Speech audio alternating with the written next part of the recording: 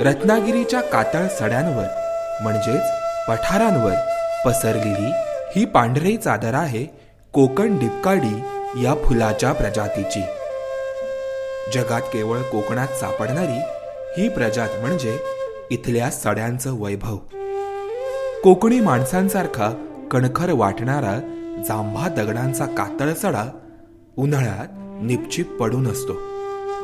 विजेच्या कल्लोळाने तो जागा होतो आणि अवचित पावसांच्या तुषारांनी भानावर येतो.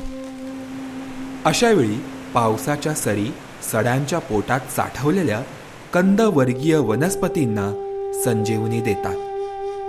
जून महिन्याच्या शेवटी कातळ सड्यांच्या हृदयाला छेद देत एक काडी प्रकट होते. ती असते कोकण डिपकाडी. या दीपकळ्यांनी काळा कातळ उजळून निघतो.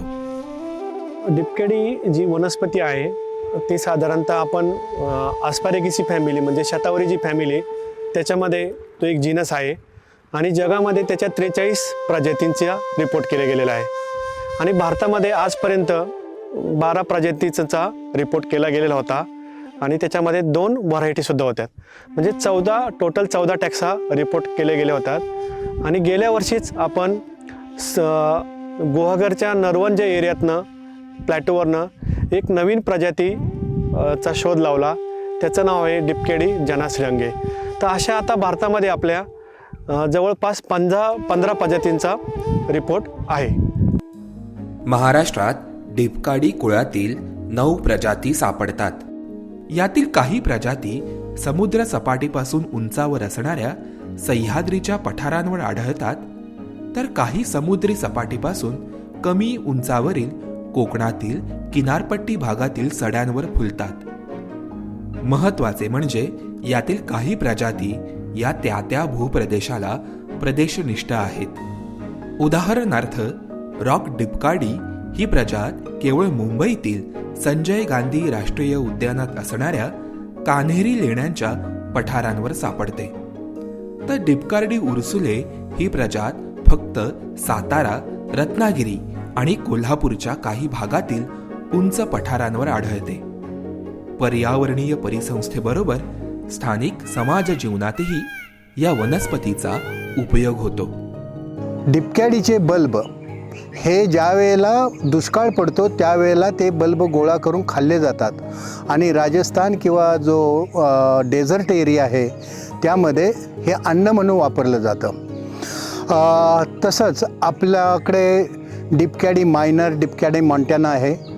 त्याला आम्ही सुईची भाजी म्हणतात. लोकल लोक सुईची भाजी म्हणतात आणि ती भाजी अतिशय पौष्टिक असते. ज्यावेळेला ती शिजवली जाते त्याच्यामध्ये अनेक फॅट्स, अनेक घटक आहेत की जे शरीराला पोषक आहेत. म्हणजे संपूर्ण जीनस, सगळे डिपकाडीचे स्पेसीज आपण खाऊ शकतो. कोकण किनारपट्टी आणि सह्याद्री पर्वतरांगांच्या मध्यभागी वसलेल्या सड्यांवर फुलणारी शुभ्र वर्णाची डिपकाडीची प्रजात म्हणजे कोकण डिपकाडी. जगामध्ये केवळ कोकणात अतिशय तुरळक ठिकाणी मात्र भरपूर प्रमाणात फुलणाऱ्या या वनस्पतीचं अस्तित्व रत्नागिरी आणि सिंधुदुर्ग जिल्हा मिळून फक्त 25हून अधिक ठिकाणी आहे. साधारण जून महिन्यात या वनस्पतीला एक दांडी येते. मग कळी, फूल, फळ असा तिचा विकास होत जातो. एका दांडीवर सर्वसाधारणपणे 4 फुलं फुलतात. जुलै ते ऑगस्ट महिन्यादरम्यान या वनस्पतीला मोठा फुलोरा येतो आणि काळा कातळ या पांढऱ्या फुलांनी बहरून जातो. या वनस्पतीला येणारे कॅप्सूलसारखे फळ ऑगस्ट महिन्याच्या शेवटच्या आठवड्यात परिपक्व होतं. उन्हामुळे काही दिवसांनी हे फळ तडकून त्यातील बिया या 1 ते 2 फुटांपर्यंत विखुरल्या जातात आणि पुढच्या पावसाळ्यात त्या पुन्हा रुजतात. म्हणूनच आपल्याला सड्यांवर कोकण डिपकाडीचा बहर पाहायला मिळतो. डिपकाडी कोंकणेस त्याचं करोला खूप लांब आहे, जवळजवळ 5 सेंटीमीटर लाँग असतो. तर फुलाकडं पाहिल्यानंतर आमच्या बॉटनीच्या दृष्टिकोनातून हे मॉथ पॉलिनेटेड आहे. त्याचं सिंड्रॉम जे आहे ते मॉथ, रात्रीचे जे मॉथ बाहेर पडतात ज्यांचं प्रोबॉसिस 5-6 सेंटीमीटर असतं, ते मॉथ याचं पॉलिनेशन करत असावेत. रत्नागिरी जिल्ह्यातील लोकजीवनात कोकण डिपकार्डीचे महत्त्व आहे. अनेकदा इथले स्थानिक लोक ही फुलं वेचताना दिसतात, त्यांचे हार आणि गजरे करतात. या वनस्पतीच्या दांडीला येणाऱ्या सुंदर फुलांमुळे तिला बोली भाषेत एक दांडी, गायमुखी, गौरीची फुलं किंवा डोकाची फुलं असं म्हणतात. कोकण डिपकार्डीचं फूल हे सगळ्यात मोठं असलं तरी स्थानिक समाज जीवनातील तरुण पिढीचं या प्रजातीकडे दुर्लक्ष झाल्याचं दिसतं.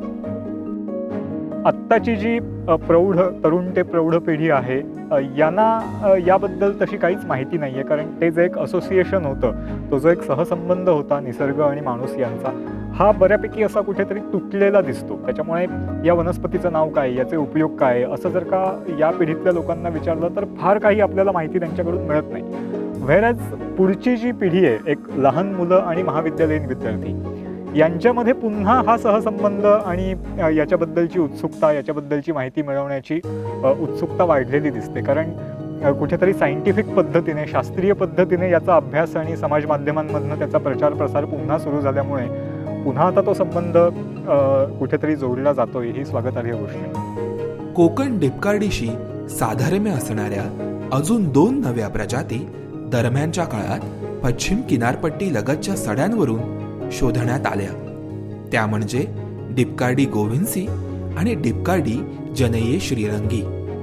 यापैकी गोविन्सी या प्रजातीचे आढळ क्षेत्र हे गोव्याच्या रिवोणा या परिसरातील सड्यांपुरतेच मर्यादित आहे. तर 2021 साली शोधलेली डिपकार्डी जनये श्रीरंगी ही प्रजात गुहागर तालुक्यातील नरवण गावातील 1 किलोमीटरहून कमी क्षेत्रफळ असलेल्या भागातच सापडते. त्यामुळे तिची संख्या वाढवण्यासाठी या प्रजातीचे संशोधक डॉक्टर अरुण चांदोरे आणि त्यांची टीम विशेष प्रयत्न करत आहे. या प्रजातीचे इतर भागात रोपण करून त्यांची संख्या वाढवण्याचा प्रयत्न आता होतोय. राजापूरसह देवरुखमधील सड्यांवरील वाढते व्यावसायिक बांधकाम आणि मानवी हस्तक्षेपामुळे कोकण डिपकार्डीचं अस्तित्व आता धोक्यात आलंय. अगदी छोटंसं जीवनक्रम आणि आढळ क्षेत्र असणारी ही प्रजात वाचवण्यासाठी शर्तीचे प्रयत्न होणं गरजेचं आहे.